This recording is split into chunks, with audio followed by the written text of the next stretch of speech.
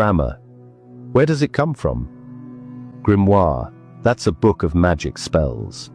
The structure of language, grammar, was originally understood as a magical system. Then there's cursive writing. We call it cursive because it creates curses. And spelling, you're casting spells.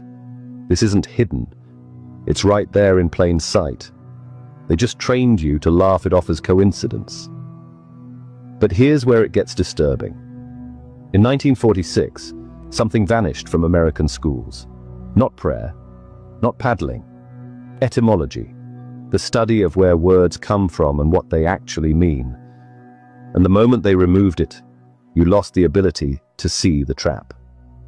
Because when you understand what words really mean at their root, you start noticing that almost every word you use was designed to program you into accepting limitations you never agreed to.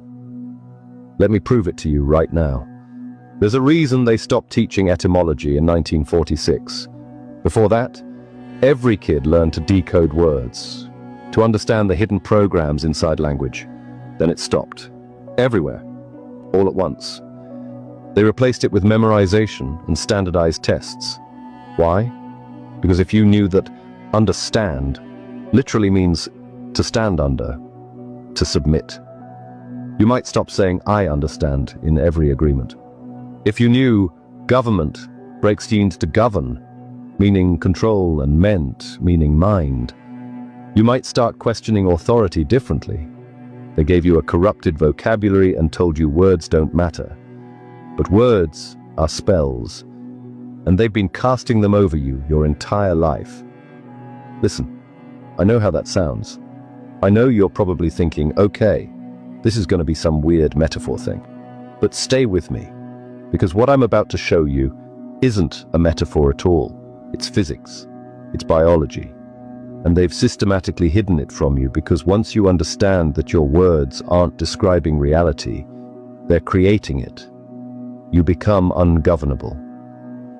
Here's the truth nobody's telling you. You've been doing the work, right? Like positive thinking.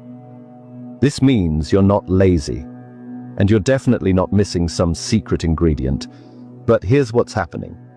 You've been using contaminated language that programs failure directly into your nervous system, and they did that on purpose. Think about it. You say, I'm trying to lose weight. What does your subconscious hear?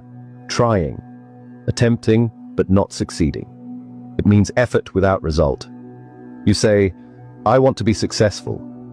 Your body hears want, lack, desire, the state of not having. You say, I need more money.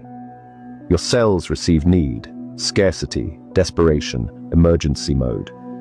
Every single one of those statements is a spell, and you just cast limitation into your reality without even knowing it. Now here's what they don't want you to know.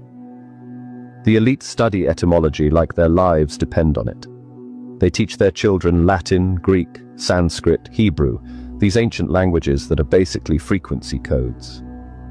While they're learning to program reality, they give your kids text speak and emojis. They dumb down the vocabulary. They remove etymology from schools, and they tell you the biggest lie ever told. Sticks and stones may break my bones, but words will never hurt me. That's not protection. That's programming you to dismiss the most powerful force in your reality. Words aren't neutral. I need you to understand this. They're not just communication tools, they're technology. Frequency technology. Every word you speak creates an electromagnetic signature. Problem is, nobody told you that thoughts don't create reality. Words do. Because thoughts are made of words, right? You can't think without language. And if your language is corrupted, your thoughts are corrupted, which means your reality is corrupted. It's that simple. And get this, spelling and casting spells aren't coincidence. But once you decode even 5 words, you can't unsee it. Mortgage. Mort means death, like mortal mortuary. Gauge means pledge, like engage. A binding agreement.